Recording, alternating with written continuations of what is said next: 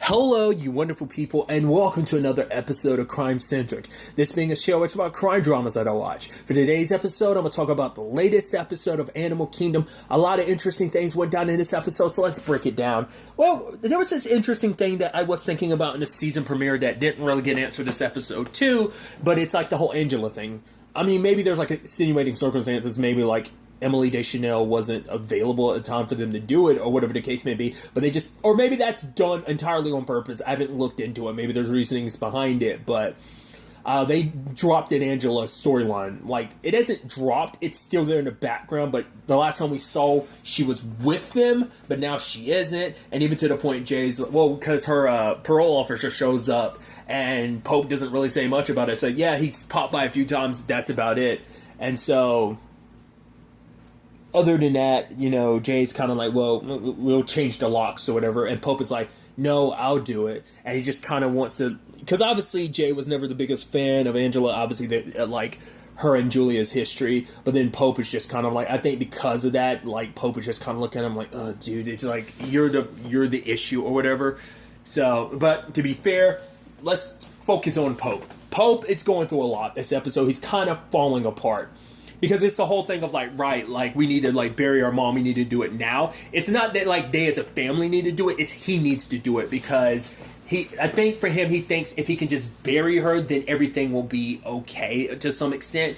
Because he's like, yeah, we got to deal for mom's death, which Darren was like, dude, I've dealt with it. He's like, but I'm not going to bury mom, be all happy and everything until we remedy the situation of her basically screwing us over in her will. So there's that. So Pope is kind of dealing with that on his own. Like he's had like that one interaction with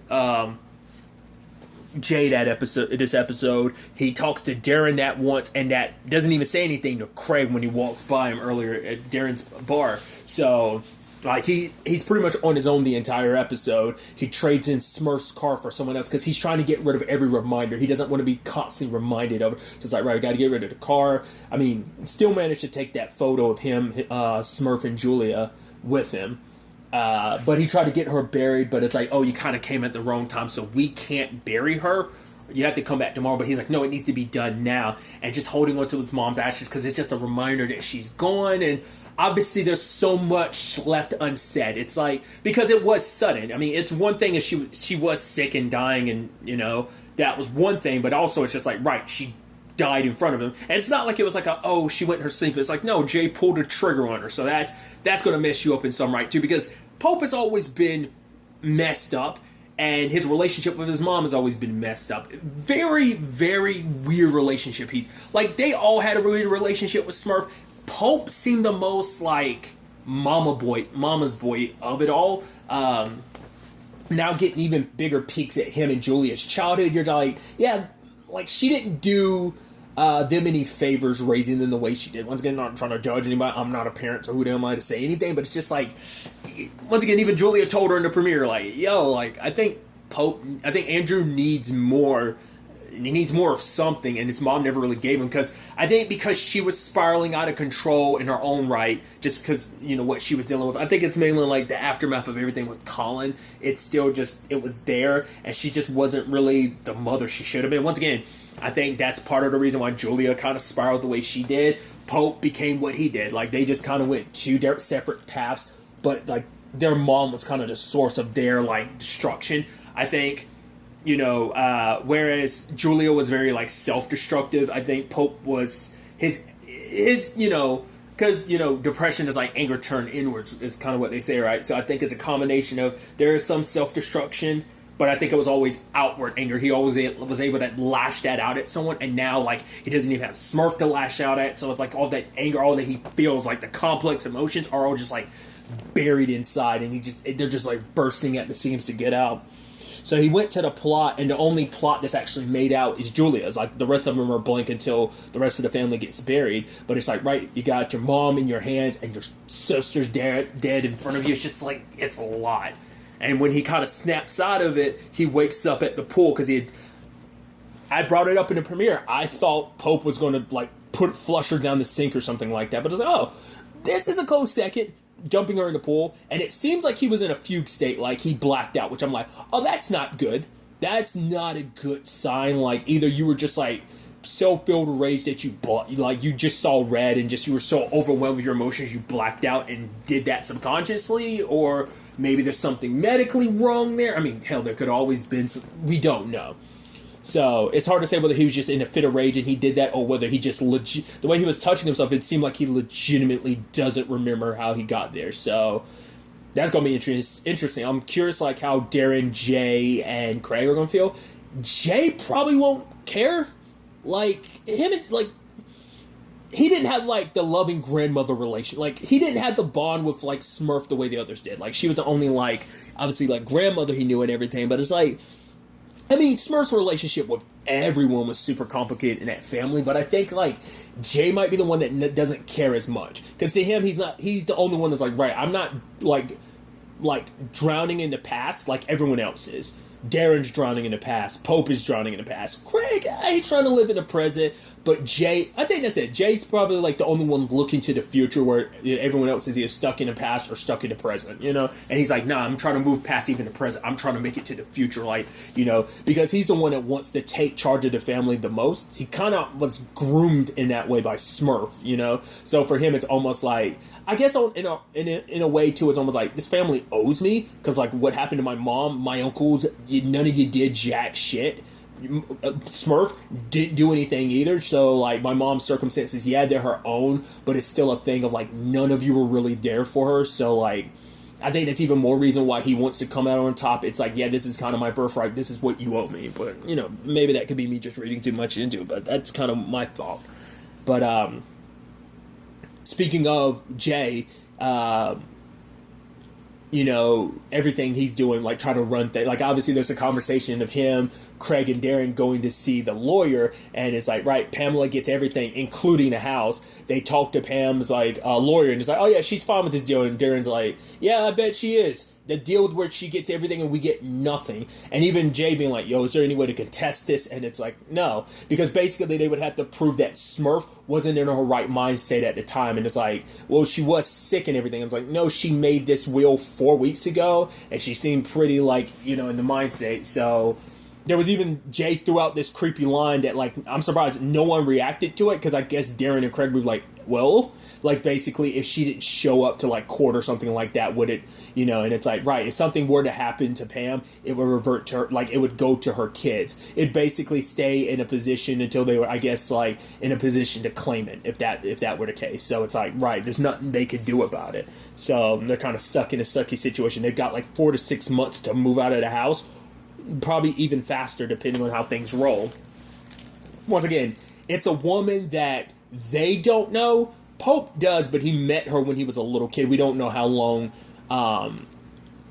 Smurf, Julia, and Pope spent time with Pam. We don't know, like, but he was at a young age, so he probably doesn't fully remember. So, obviously, Craig and Darren weren't even born yet, so they wouldn't have that connection, but who knows? It's just interesting because, like, right, like, we don't know Pam's current circumstances. The fact that she hasn't really visited them to be like, yo, like, even talk to them. We don't know what went down between her and Smurf. For Smurf to leave her everything, so it must mean, like, oh, I kind of owe you, but not enough for, like, Pam to kind of show up and talk to them in person. Like, she just, I guess, trying to stay as far away as possible from the Cody family, because maybe she knows all that Smurf's been up to, and it's like, right, I got away from that life, and I'm not about to get dragged back into it. She's doing that in the past, being like, I need a fresh start. I need to be there for my son, because, you know, it was already rough for my son when I went away to jail. I can't do that again. So maybe this is kind of in conjunction with that. But obviously it's the thing, too, of, like, Jay's the one that's like, right, because he's like, well, the fact is we can't sell the other properties because, like, we need something to launder money through when we do jobs and stuff. It's like, well, there's other stuff on that list that we can sell. And it's like, you know, Darren's like, wait, so you've already, like, did you already meet with that lawyer lady beforehand? Like, how do you know what's on the list? He's like, yeah, it's just like, yeah, sure. It's like, oh, what's that? Yeah, sure, your first time meeting her. He's like, yeah, I'm telling you, like, when I met with her, yeah, other than talking to her on the phone, that's all. He's like, yeah, sure, Jay, sure. You know, once again, it's just kind of like, I get treated as the child of the family. Like, yeah, you guys have been doing this a lot longer than me, but damn it, like, I'm just as much a part of this family. Like, regardless, even after all this time, he still feels like, that's why I'm almost like, he's kind of like, yes to this family because they all he's got, but at the same time, it's like, F this family, like, because even to the point, like, he's talking to Frankie, and she's like, right, I got a fence I can hook you up with, but it's gonna be like 5% for every, I get 5% off the top, like, for every transaction. And it's like, all right, I gotta talk to my uncle. She's like, go ahead, yeah, talk to your uncles. Like, she was almost like so disappointed in him, like, oh yeah, you're not even the one calling the shots, right? You gotta talk to your uncles. It's supposed to be like a democracy of like, right, we all kind of have to come to a decision together, but that's annoying for Jay, because even he kind of felt that energy from Frankie of like, all right, go run off and talk to the bit boys, right? You're the little scamp running around trying to make big moves, but you still got to answer to your uncles. Like, I know that frustrates Jay so much, all that he's done, all that he's sacrificed for this damn family, and like, they don't recognize what he's done for them. Like, once again, he gets treated as not second, not even third, but fourth fiddle in the family.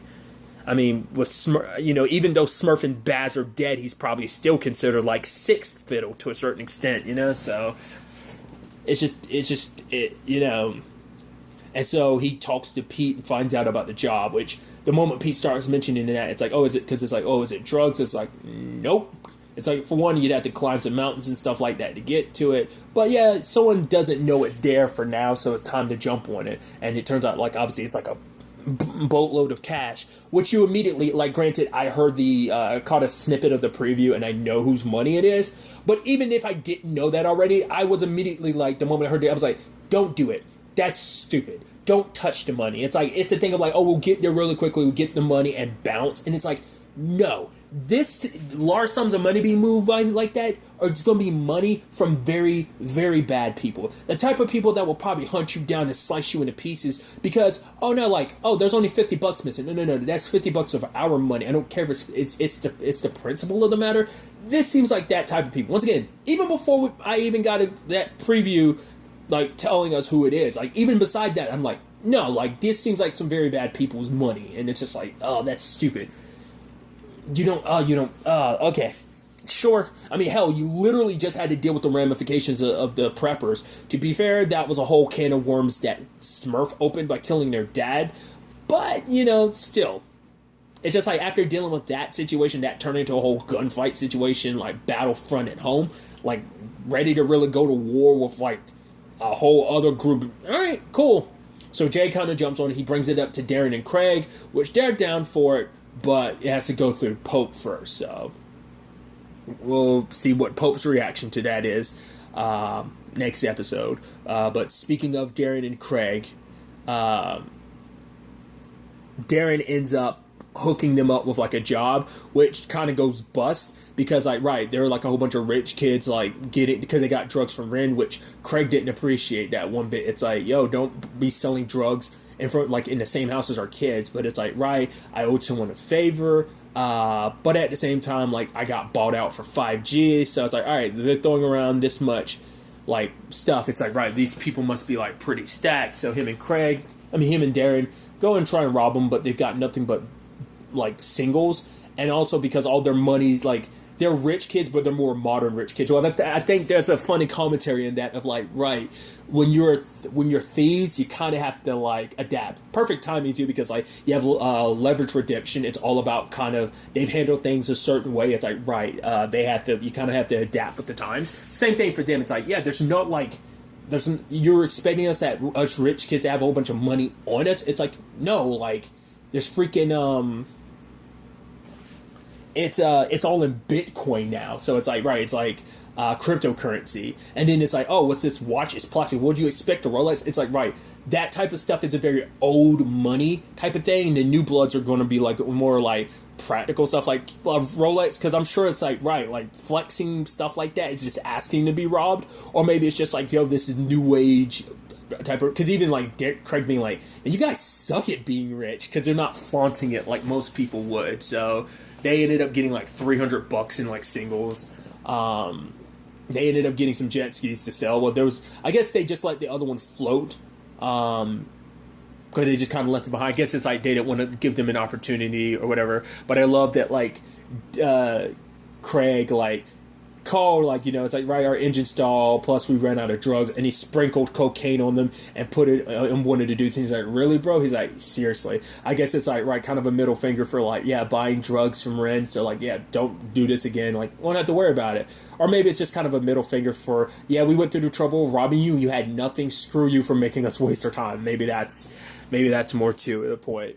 But for him, it's like, you know, Craig's trying to figure things out, you know, trying to do his best, because even Ren's like, yeah, I'm glad you could stop by, because it's like, right, you want to hang out with, like, Darren and everything. I was like, you had to help him with something. It's like, for her, I think it's like, almost like me and Nick come second to Darren. Like, your brother will always kind of come first before us. But for him, it's like, right, I'm trying to balance everything out. Like, obviously, everything with the will, and now this, like, we've got, like, what little money we've got, and we got to, like, move out soon. So, like, if we don't have the money necessary to upkeep these places, it's like, you know, they're going to be out on their asses. So it's like, what are we going to do?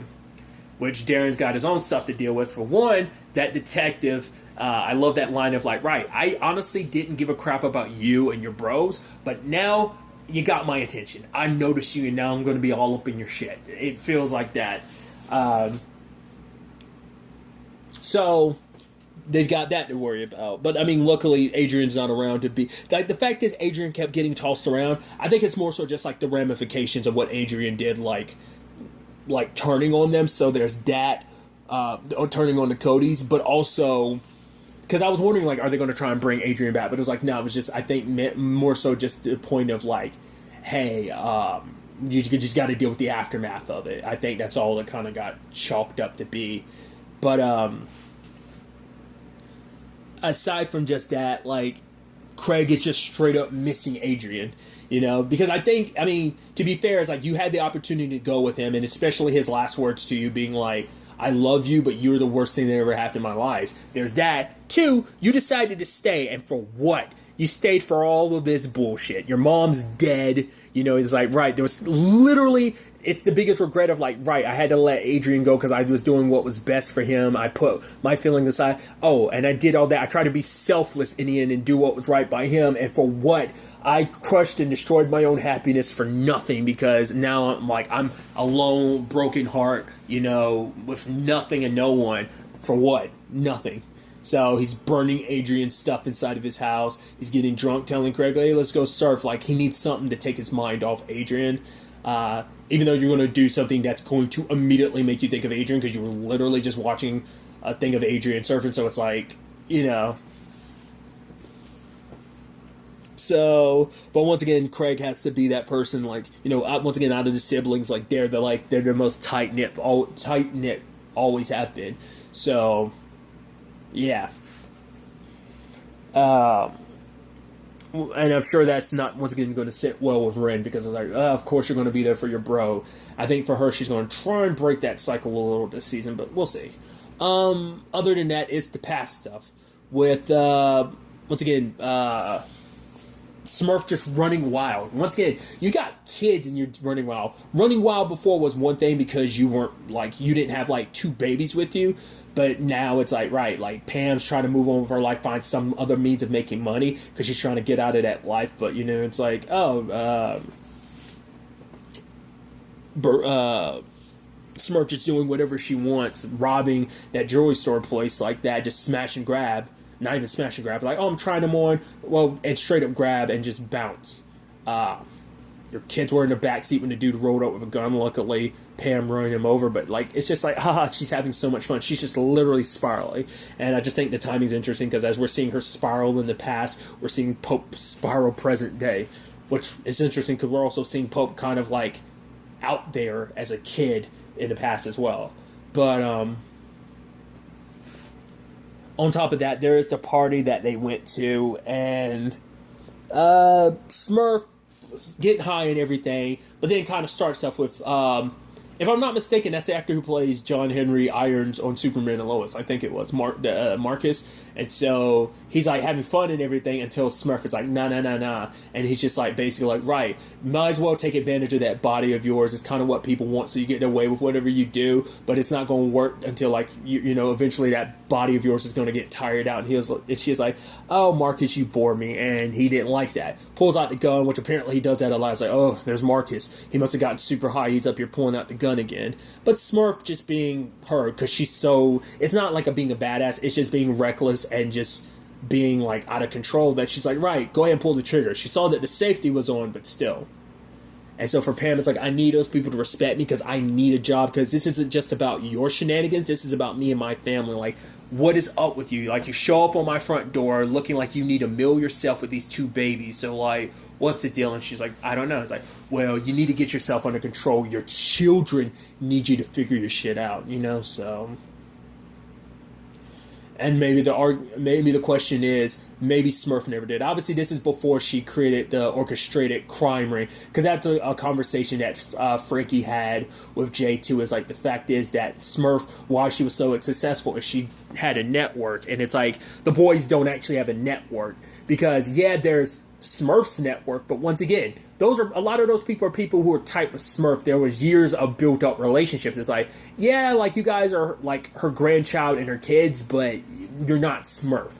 Like, you guys, yeah, you might have done some stuff, but you're amateur hour when it comes to Smurf, who had been doing it for so long. So, right, we're going to most likely see, like, the birth of, like, the current operations, like, where Smurf started. Like, I think that's where we're going to get to that point in the past. I'm curious, at what point did she start doing it on a more professional level? Because obviously, I think even last season, you still consider that somewhat professional, but still somewhat amateur hour. So, who knows?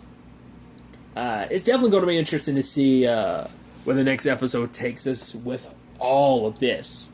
But really, that's all I want to talk about. Until the next time we meet, be happy, be safe, love light to the fullest, and enjoy it. Good day, and goodbye.